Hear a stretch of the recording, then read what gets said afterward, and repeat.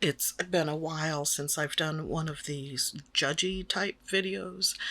You know, the ones like my favorite art things or what I think about Princeton brushes. But paper is arguably the most important watercolor supply choice. So, hi, I'm Irene, and you're in my studio now. That means you're going to get a buttload of my opinions. This video is where objective appraisal meets personal preference, and there's no clear delineation because we're in the muddy waters of the art swamp. Look, I'm not a paper expert, and I haven't tried them all, but I have thoughts, gosh darn it. Most everything here is 140-pound weight and cold pressed. Sorry, hot or rough press lovers. My experience with those is limited, but I will briefly talk about the few hot pressed and rough papers I've used as well toward the end of this video. Cold pressed papers. I believe these are the most popular type of watercolor paper, and their texture can range from subtle to not so subtle. Let's start at the bottom, which I'm calling the fast food of papers, and these are ones made from cellulose/wood pulp. Generally, these are inexpensive, low-grade papers. That's not to say there isn't a place for them in the studio, because it's often what I turn to for practice, experimentation, exploring mixing possibilities, and just playing around. My first set of watercolor swatch cards, I think there were 70 or 80 of them, were made using cellulose paper. Yeah, there was no way I'd use up my best stuff for that. I don't know about you, but I'm not made of money, which, oddly enough, is 75% cotton. So if I ever get to the point where I can ditch cellulose and do even my dirty doodles on 100% cotton paper, I'll be living the dream. Anyway, in my opinion, you just can't get the full watercolor experience on cellulose. Some paints will look dull and lifeless. Some painting techniques will fall flat. But on the other hand, it's cheap. So, of course, in the end, only you can decide what will work for you. I, however, have more to say. Artist Loft Level 2 Cold Press. This is, I believe, the Michaels store brand. It was gifted to me, and I wasn't expecting much because I've experienced other Artist Loft products, most memorably their watercolors, specifically the awful powdery ones that come in round cakes. I think it's part of their Necessities line, which I assume is the same as their Level 1 series products. It was like 36 colors in a plastic palette for $10. Worst watercolors ever. But back to the paper. I saw that they have a Level 3 version that's apparently 100% cotton. But this is Level 2, which is cellulose. Their Level 1 is also cellulose, but it's only 90-pound weight. In my opinion, 90-pound paper is useless for watercolors. I have some and I use it for drawing and other stuff, but not watercolors. So, to clarify, because I think I was rambling a bit there, this is their Level 2 paper, which they call artist grade. It's 140-pound cellulose, and it's pretty similar to the other brands in this category, perhaps a smidge lower. Strathmore 200/300/400 cold press. I'm hesitant to talk about Strathmore watercolor papers because I've not had great experiences with them, and I don't want to sound like I'm dogging on them. I've used their drawing pads in the past and had no issues with those, but for some reason I am just not impressed with their watercolor papers. The ones I've tried are the 200, 300, and 400 series. Strathmore describes those as their good, better, and best papers. Now, they also have a 500 series, which is 100% cotton, but I haven't tried it, so I have nothing to say about it. The 200 is 90-pound weight, and you already know my thoughts on 90-pound watercolor paper. The 300 and 400 are, in my opinion, so similar that I would choose 300 over 400, mainly due to cost. Okay, I have to come clean. I may still harbor a slight grudge against 400 over an unhappy painting experience. You can hear about it in a couple of videos. Links are in the description. So my objectivity could be skewed here, but in my opinion, 300 is similar to Canson XL, just more expensive, and 400 isn't much better than either, and is even pricier to boot. So I say avoid disappointment by avoiding Strathmore's cellulose watercolor papers altogether. Canson XL Cold Press. Since Walmart carries this line, it's one of the easiest to find, and being one of the cheapest, it's almost a no-brainer. Remember, I'm talking about cellulose watercolor paper. I wouldn't choose any of these for a finished watercolor painting, but I like to have this sort of paper on hand for reasons I've already stated. At this level, the differences between these brands aren't that big, so me choosing one over the other is a bit like splitting hairs. They're all going to buckle, they'll dry quickly, and they won't hold up well under multiple layers. So if it's up to me, I'd go with Canson XL simply to save a few bucks. I understand Canson puts out a couple of higher grade paper lines, but I've yet to get my hands on any of those. This is about watercolor papers, but I want to point out that if you're using gouache, it's a different story. Watercolors are quite finicky about paper. The weight, GSM, sizing, etc.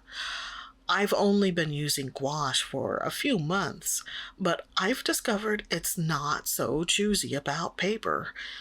So at this time at least, I'm okay with creating gouache pieces on cellulose papers. Next, I'm going to talk about the middle, and I'm calling this the Cheesecake Factory of papers. Why? Because it's a big step up from fast food, but doesn't quite reach the ultimate heights. B Paper Company Cold Press. I've used their 100% cotton paper for my Magello Journal series of videos, and I like it for practice work and some finished pieces as well. I just don't consider it as good as some others. The texture is unusual compared to other 100% cotton papers, and you may like it or you may not. Mine has been in the form of their small format Be Creative sketchbooks, and I'm not sure if I'd like it as much if I were using it for large-scale paintings. Fluid 100 Cold Press. To me, this is a real middle-of-the-road type of paper. It's worked fine for a number of my projects, but their cold press texture is quite subtle. Plus, I have an issue with how easily it tears when removing tape. I know there are solutions to that, but none of my other watercolor papers are as finicky that way.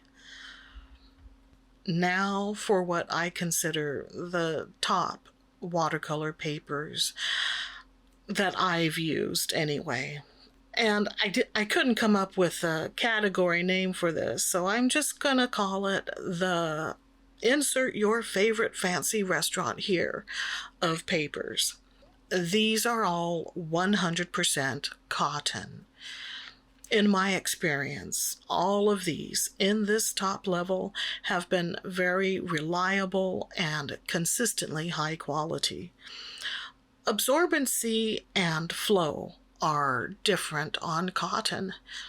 In my opinion, it's only on 100% cotton paper that one can fully appreciate the delights of watercolors.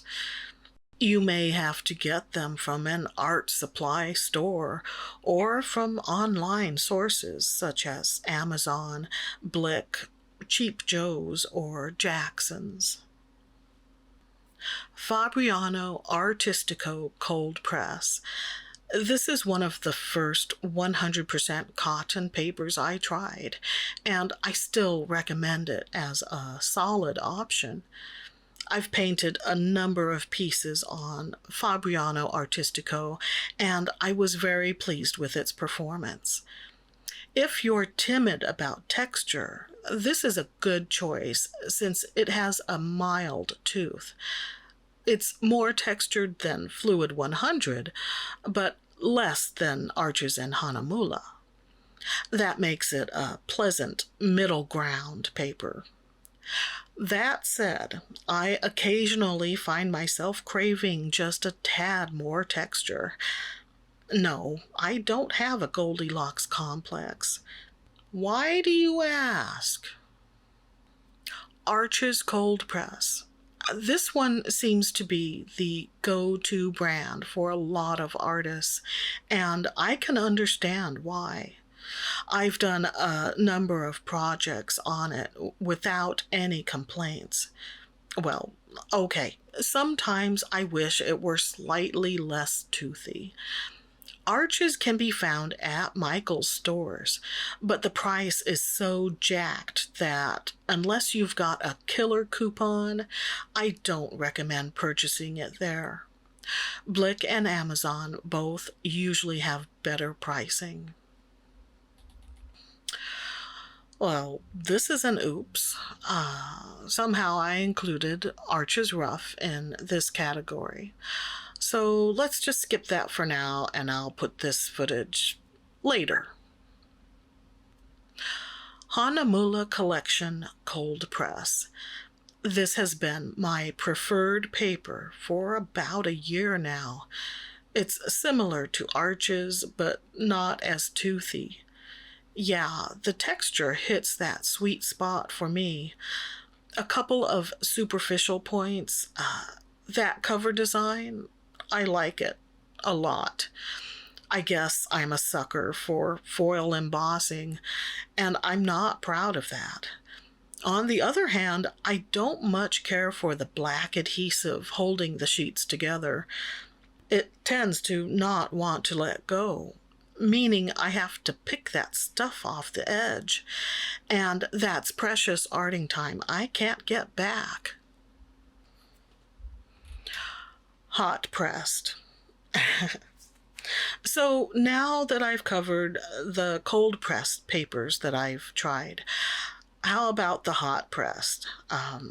Although I generally prefer cold press, I find myself turning to hot press for certain types of projects. For example, pieces that involve a lot of detail or ink work or gouache. So I like having it on hand for sure, and I'd even like to expand my hot press horizons. Both Fluid 100 and Arches Hot Press are fine papers, but I would give the edge to Fluid 100. Crazy, right? But I just find myself enjoying the experience more on the Fluid 100 hot press as compared to the Arches hot press, and I'm not really sure why. But for some reason, Arches hot press just doesn't do it for me. If you have experience with either of these, let me know what you think. Maybe that'll help me figure out why I feel the way I feel with these papers. So now that we're at the rough category, let's take a look at that Arches Rough. And rough is just a more extreme version of cold press, I guess. It's not paper that I turn to often. I just think that cold press is more my speed. I've used this Arches Rough for a handful of projects, and they've been fun. The paper is an interesting experience. It's just that much rougher than their cold press to make it an interesting experience, but it's not so extreme as to make you think, what do I use this for? At the same time, I do sometimes think, what do I use this for? I think if I did more florals, I think I would like to use this paper for that. To me, that seems to be a good match. What do you use rough textured paper for? Do you use it for florals, landscapes, portraits? Let me know in the comments. I'm curious. Now, the last paper I'm showing you here is the Shizen Rough. It is 100% cotton rag, and it's kind of in its own category, or at least it's different enough from what I normally use that I've left it to the end. The texture is much more bumpy, and it likes to suck up the water. It's thick but light, and painting on it is just a different experience. I recommend it if you enjoy painting loosely or if you're simply bored with the usual stuff. I've had fun with it, but it's not something I turn to very often. But I love the format. This journal with the green cover and the ribbon tie.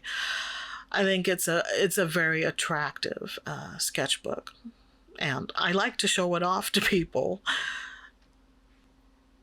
So those are my thoughts on watercolor papers.